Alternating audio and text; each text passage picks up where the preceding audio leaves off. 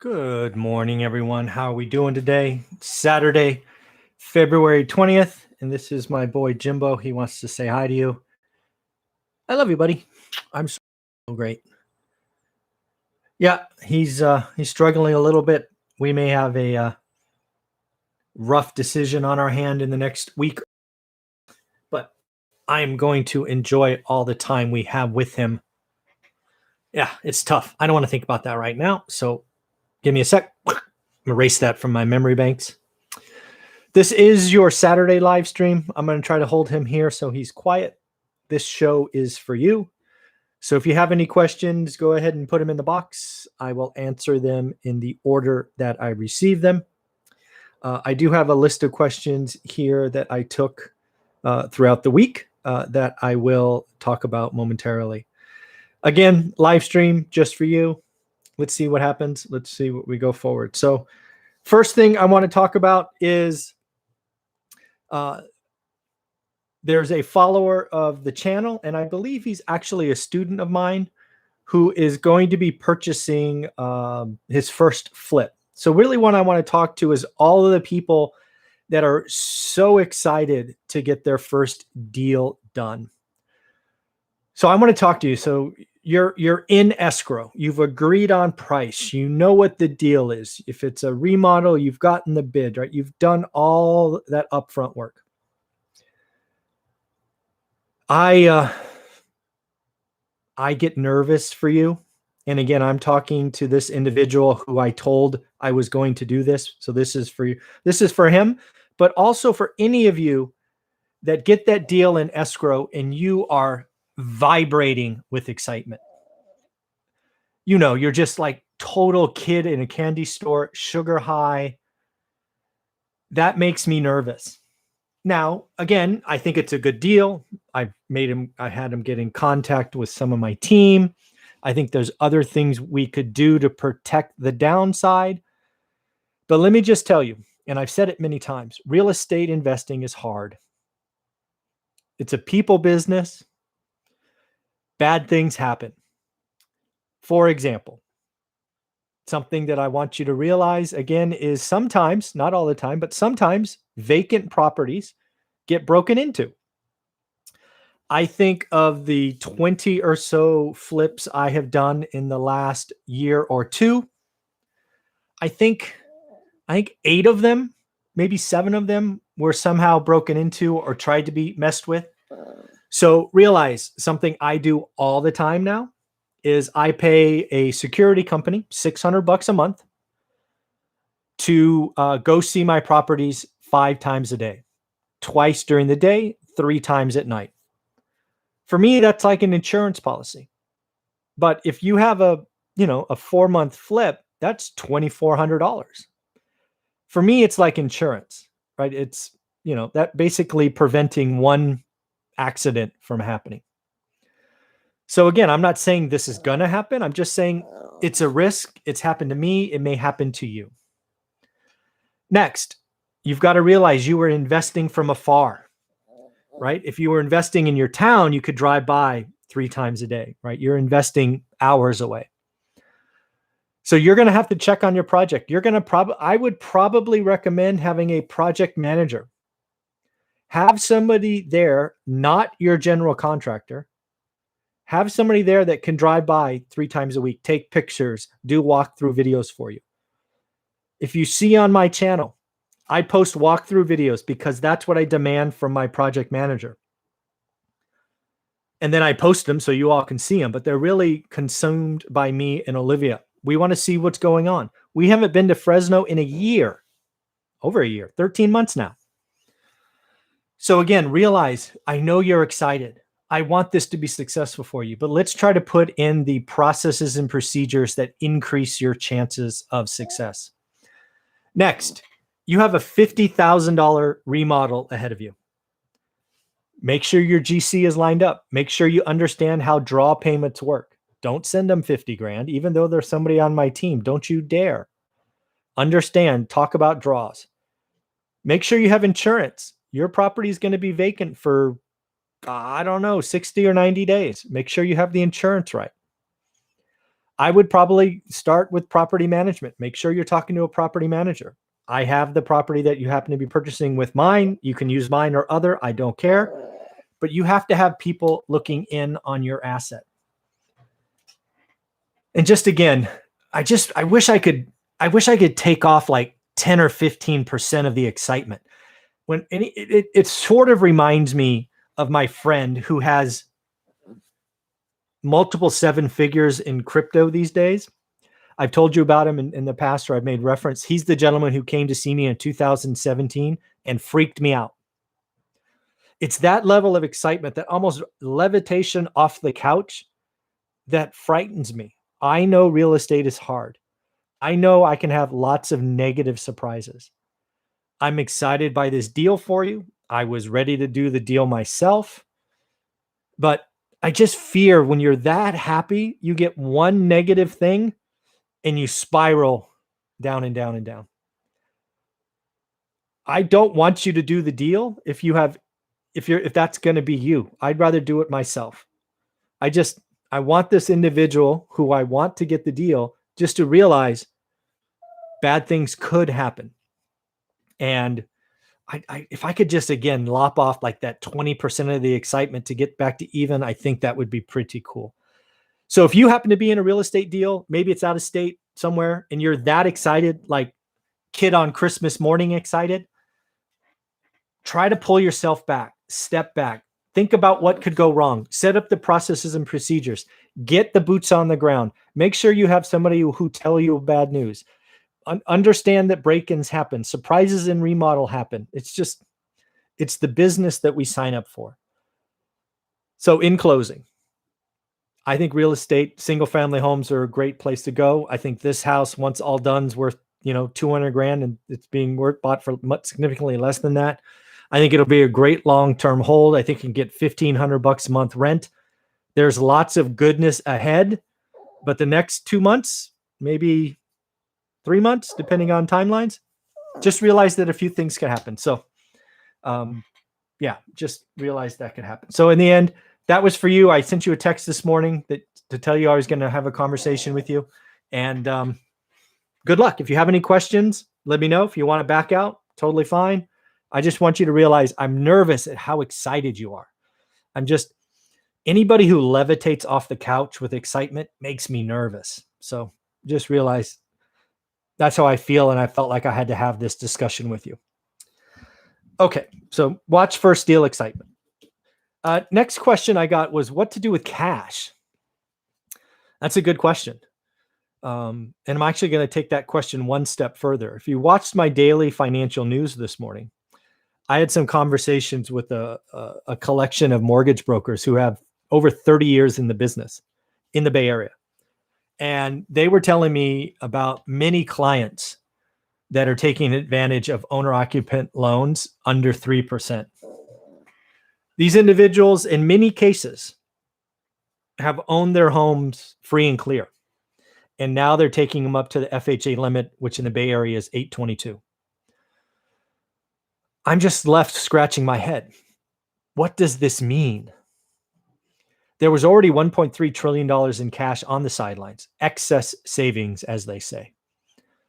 Now we're adding on cheap borrowed money, call it 3%. What does that mean? Where does all this cash go? We are about to get out of this last little bit of this health crisis. Man, I can only imagine consumption. But really, for you and I on this channel, it's assets. You thought asset inflation was bad before. What happens next? What happens when there are too many dollars chasing too few assets? Answer: prices go up. I know, Jimbo. I know. I'm sorry. So I don't know. I'm just looking at this and I'm seeing all these people predict crashes like Ken McElroy, and I just don't see it. I don't know how you have a crash when there's so few inventory, excess cash, and oh, by the way, we have a current administration that will probably incent home ownership. You add that little sprinkle on top of this volcano and you get a huge appreciation. So I'm not going to go into Ken's video. Lots of you asked me for my opinion. So I created a video live at 7 a.m. Let's just say he's spectacularly wrong again. He's not quite as wrong as his wild 40% call, which I just lost my brain when he made that video. But he's wrong. It's not going to happen. So I'm just going to skip over the Ken questions because I did a video on that. But the next question I got similar to that is, could I see a crash happening? And that was kind of the end of the question. And that's an interesting brain tease. I've invested through a crash. I saw one coming. So let's define crash first, because I think everybody defines it differently. Let's call it 20%. Anything over 20% crash in a 12-month period, let's just call between you and I a crash. So do I think that's possible? I don't see the setup for that nationally. I think there is so much change in buyer behavior. Millennials, soon to be Gen Z. I think the move-up buyers are coming. I certainly don't see a crash of nationally of 20% in the next 5 years. I don't see it. I could see slowing. I could see a switch from a seller's market to a buyer's market, but neither does a slowdown or a change from sellers to buyer's market. That doesn't mean crash. You know, again, nationally speaking, unless interest rates spike, that is always the exception. Unless interest rate spikes because of fear in the dollar or reserve currency or something like that. I know, Jimbo. I just don't see it. I mean, I could see maybe a 5 to 8% drop sometime in the next 5 years, but that will be caused by a significant drop in demand. Supply will rise, demand will slow. Again, outside of a sudden jump in interest rates. A sudden jump in interest rates, all bets are off. That stops the market in its track and probably causes a crash, or at least a significant drop. So by the year 2025, which is as far as I'm willing to think, kind of next election cycle, next presidential election cycle, I don't see much more than a 5% drop possible. I don't think it will happen, but when I play the board out, that is one option that could happen. If you're a landlord or an investor in that environment, a 5% drop shouldn't mean anything to you. Your single family has 30-year debt. I do think interest rates are up. That's an interesting question. I think 30-year interest rates in 5 years are probably 4.5, 4.75. So historically low, but not 2021 low, right? 2020 low. But, you know, I think 4.5, 4.75. That'll take some steam off, but it won't cause a crash. Janet Yellen. I got a few questions about Janet Yellen. The thing about Janet Yellen, I believe you need to understand, and I've said it a couple of times, is she's a labor economist. She is going to orient herself to something that's called full employment. She is going to orient herself to do whatever it takes to get back to full employment fast.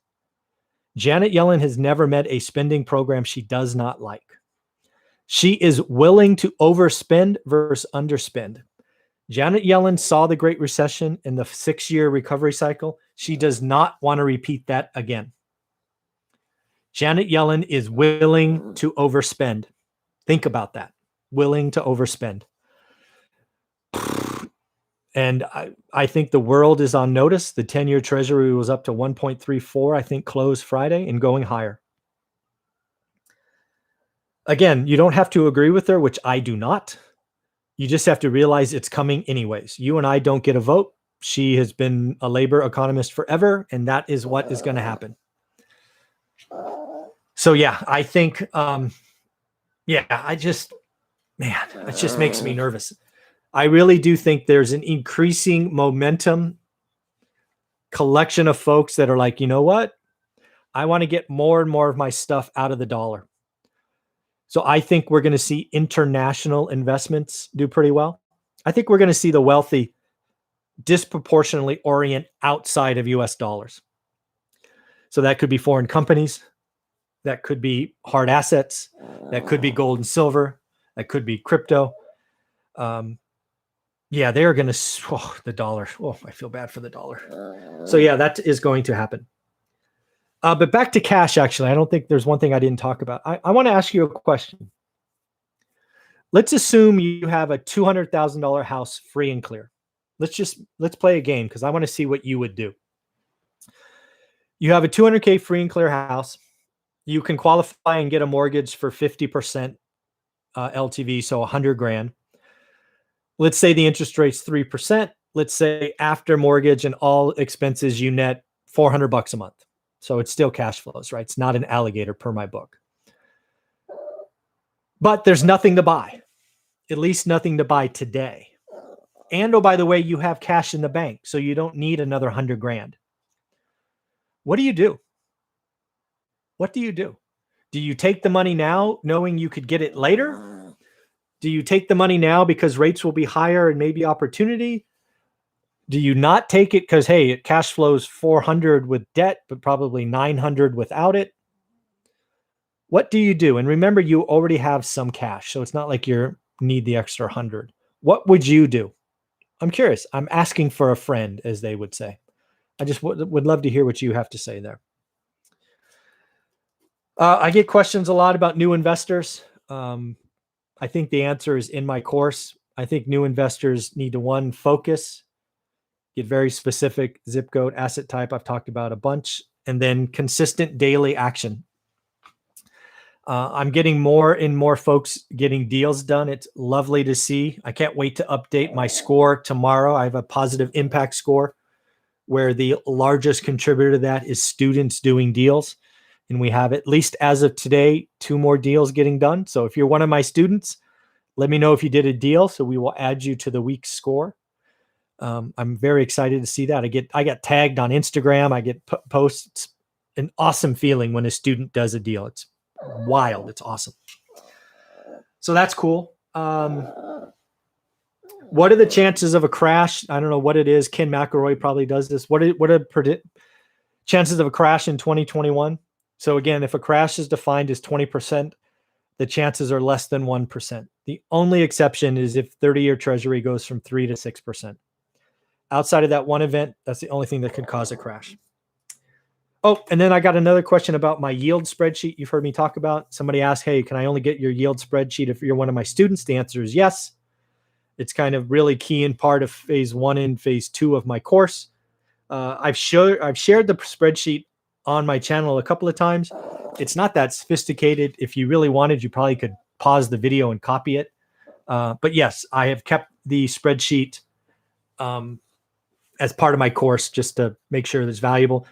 Just like my $1,000 or $2,000 6 and 20 note and other things I've created, I push into the course to make sure the students get value.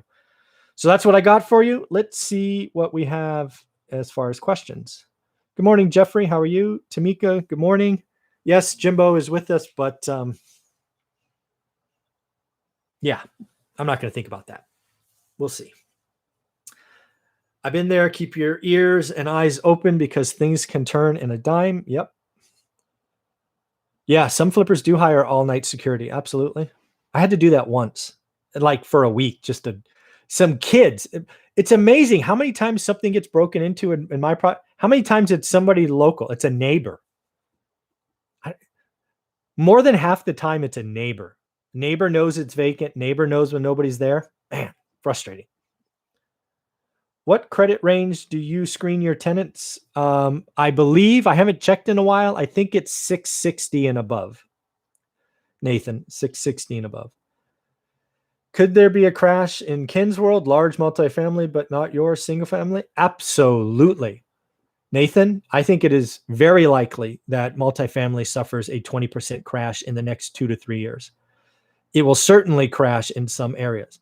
I did a video with Jonathan Twomley that's probably 90 days old, where we did little tweaks to a apartment building and the value dropped 50%. For example, in that video, I think we assumed a 5% rent drop, maybe 8.